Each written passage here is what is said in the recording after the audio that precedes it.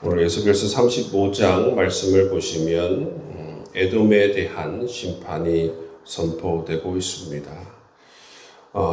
이전에 일방들을 심판하실 때에 하나님께서 이 에돔에 대한 심판을 말씀하셨어요.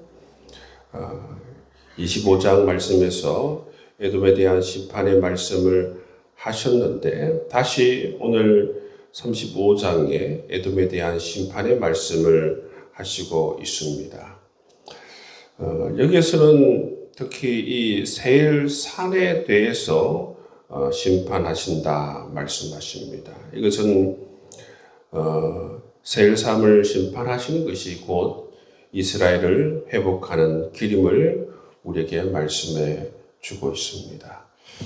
자, 먼저 하나님께서 이 세일을 심판하신다 말씀하시는데 이 세일은 다름 아니라 바로 에돔을 하나님께서 심판하시는 것과 또 동일한 것을 우리가 알 수가 있습니다. 이 에돔이 어떤 죄가 있길래 하나님께서 이 에돔을 심판하시는가? 5절 말씀에 보시면 이 에돔에 죄가 있습니다. 내가 옛날부터 한을 품고 이스라엘 족속의 환난 때 곧 죄악의 마지막 때에 칼의 위력에 그들을 넘겼도다. 에돔의 죄가 무엇인가 하면 바로 이 이스라엘을 향하여서 옛날부터 한을 품고 있었다라는 것이고 또 이스라엘이 큰 환난을 당할 때에 이스라엘을 도와주지 않고 그 악한 감정을 가지고 오히려 바벨론이 바로 이 이스라엘을 공격할 때에 한편이 되어서 이스라엘의 멸망하는 데 동참했다는 것을 하나님께서 지적하고 있다는 것입니다. 죄악의 마지막 때에 칼의 위력에 그들을 넘겼도다. 그러니까 이 말씀이 바로 바벨론 침공 때에 에돔이 도와서 바로 이스라엘을 패망에 이르게 하는데 함께 동참했음을 하나님께서 말씀해 주고 있다는 것이죠. 재난의 때에 이 재난에서 벗어날 수 있도록 도와주는 것이 아니라 재난의 때에 정말 더 큰 어려움을 당하여서 망하게끔 한 일에 에돔이 동참했다는 것입니다. 하나님께서는 이 사실을 기억하고 이 에돔의 죄를 지적하며 하나님께서 에돔을 심판하신 것을 볼 수가 있어요. 창세기 12장 3절 말씀에 보면 너를 축복하는 자에게 내가 복을 내리고 너를 저주하는 자에게 내가 저주하리니 땅의 모든 족속이 너를 인하여 복을 얻을 것이니라. 하나님께서는 이렇게 아브라함과 약속을 하셨어요. 너를 축복하는 자에게 내가 축복하고 너를 저주하는 자에게 내가 저주하겠다. 이 말씀대로 만약에 에돔이 유다를 축복하고 유다를 도와줬더라면 에돔은 정말 하나님께 복을 받았을 것입니다. 그런데 하나님의 백성인 유다가 바벨론 침공을 받을 때에 오히려 그들 편에 서서 이 유다를 멸망하는 데 동참을 하였기 때문에 이 말씀대로 바로 유다를 저주하였기 때문에 그들에게도 이처럼 하나님의 심판이 임하게 되는 것을 볼 수가 있어요. 그래서 하나님께서 이 에돔을 심판하시는데 그 심판의 내용을 보시면 6절 말씀에 보시면 내가 너에게 피를 만나게 한즉 피가 너를 따르리라. 피가 따른다는 것은 바로 전쟁을 통한 살육을 경험한다는 것을 의미하지요. 두 번째는 뭐가 되어져 있습니까? 7절 말씀에 보시면 세일산이 황무지와 폐허가 되게 하겠다 말씀하시죠. 이것이 바로 하나님의 심판의 내용입니다. 이렇게 하나님께서 심판하시는 이유가 무엇입니까? 9절 말씀에 보면 내가 여호와인 줄 너희가 알리라 말씀하고 있습니다.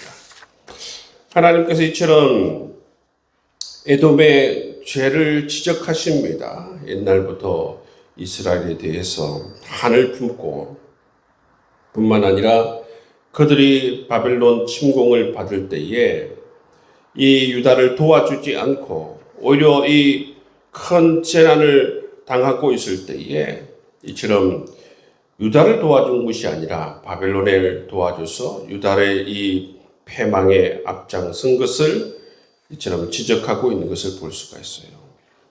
또 10절 이하에 보시면 또 이 에돔의 죄에 대해서 하나님께서 말씀해 주시는 것을 볼 수가 있습니다. 10절에 보시면 어떤 죄가 있습니까? 이 두 민족과 두 땅은 다 내 것이며 내 기업이 되리라. 이처럼 바벨론이 침공하였을 때에 유다가 패망하는데 앞장서면서 어떤 마음을 품었습니까? 이 두 민족과 두 땅은 다 내 것이며 내 기업이 되리라. 이 두 민족과 두 땅은 뭡니까? 남유다와 북이스라엘을 이야기하는 것입니다. 이 남유다와 북이스라엘이 다 내 것이 되겠다. 이스라엘 땅에 대한 욕심을 가지고 함께 바벨론 침공 때 도와줬다는 것입니다. 이 에돔은 어디에 있습니까? 이스라엘의 이 남쪽에 위치하고 있어요. 남유다 바로 밑에 붙어 있는 것이 바로 에돔입니다. 그렇기 때문에 에돔은 늘 이처럼 남유다와 북이스라엘 땅을 탐하고 있는 것을 볼 수가 있어요. 또 하나님께서 이 에돔의 이러한 탐심에 대해서, 욕심에 대해서 하나님께서 지적하고 있는 것을 볼 수가 있어요. 또 이들의 죄악이 무엇입니까? 이들의 죄악의 모습을 보시면 12절, 13절 말씀에 보시면 내가 이스라엘 산들을 가리켜 말하기를 저 산들이 황폐하였으므로 우리에게 넘겨주어서 삼키게 되었다 하여 욕하는 모든 말을 나 여호와가 들은 줄을 내가 알리로다. 너희가 나를 대적하여 입으로 자랑하며 나를 대적하여 여러 가지로 말한 것을 내가 들었다. 12절 말씀에서는 뭡니까? 욕하는 모든 말을 들었다는 것입니다. 또 하나님을 대적하고 있다. 이것이 바로 이 에돔의 죄악이라고 하나님께서 말씀해 주고 있습니다. 여러분, 이 에돔은 이처럼 유다를 향하여서 옛적부터 한을 품고 또 유다가 멸망할 때에 함께 도운 그런 죄도 있고 또 어떻습니까? 이 모든 것을 하나님께서 다 보시고 욕하는 것도 다 들으시고 하나님을 대적하는 것들도 하나님께서 다 지켜보고 있는 것을 볼 수가 있어요. 이 에돔은 한마디로 말하면 하나님과 같은 편에 서 있는 것이 아니라 하나님의 반대편에 서서 하나님의 뜻을 방해하고 하나님의 일을 방해하고 하나님의 백성들을 해하고 그런 모습을 보여주고 있다는 것입니다. 그렇기 때문에 이 에돔이 하나님의 심판을 받을 수밖에 없다라는 것을 이야기해 주고 있습니다. 이 하나님께서 이 아브라함에게 말씀하신 이 말씀, 너를 축복하는 자에게 내가 복을 내리고 너를 저주하는 자에게 내가 저주하겠다. 이 말씀 그대로 여러분 이방 민족들이 그대로 하나님의 심판을 받는 것을 볼 수가 있어요. 이방 민족들 가운데 만약에 하나님 편에 서고 또 하나님의 뜻을 이루는 데 동참하고 하나님의 역사를 이루는 데 동참하고 도와줬더라면 여러분 하나님께 축복을 받았을 것입니다. 이방 모든 나라가 심판을 받았던 이유가 뭡니까? 하나님을 대적하고 하나님의 반대편에 서서 하나님의 일들을 방해하였기 때문에 그들이 바로 심판을 받는 것을 볼 수가 있어요. 에돔도 마찬가지입니다. 에돔도 자기 욕심에 따라서 하나님 나라에 대한 그러한 반대와 하나님의 뜻에 대한 반대와 하나님의 땅을 탐하는 그러한 모습들을 우리에게 보이고 있습니다. 여러분, 이 말씀을 통해서 하나님께서 우리에게 하시는 말씀이 무엇입니까? 정말 하나님 백성들이 더욱더 우리가 깊이 생각해야 하는 것은 에돔처럼 자기 자신의 욕심에 빠지게 되면 하나님의 편에 서는 것, 또 하나님의 반대편에 서는 것, 여러분 그것을 모른 채 그렇게 우리가 하나님을 대적할 수가 있다는 것이죠.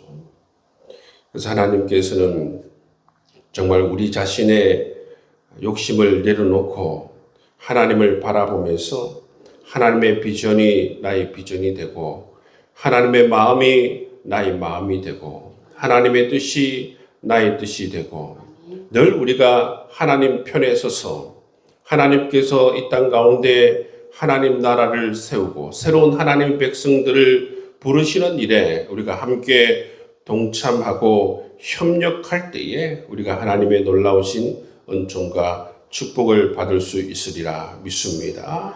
여러분, 그리고 오늘 이 에돔이 심판받는 장면들을 바라보면서 이 에돔의 죄들을 바라보면서 우리는 오히려 이것을 반면 교사 삼아서 언제나 하나님 편에 서서 하나님의 마음을 시원하게 해드리고 하나님의 마음과 합하여서 이 땅 가운데 하나님 나라를 세우는 귀한 하나님 백성들 다 되어줄 수 있기를 주의 이름으로 축복합니다.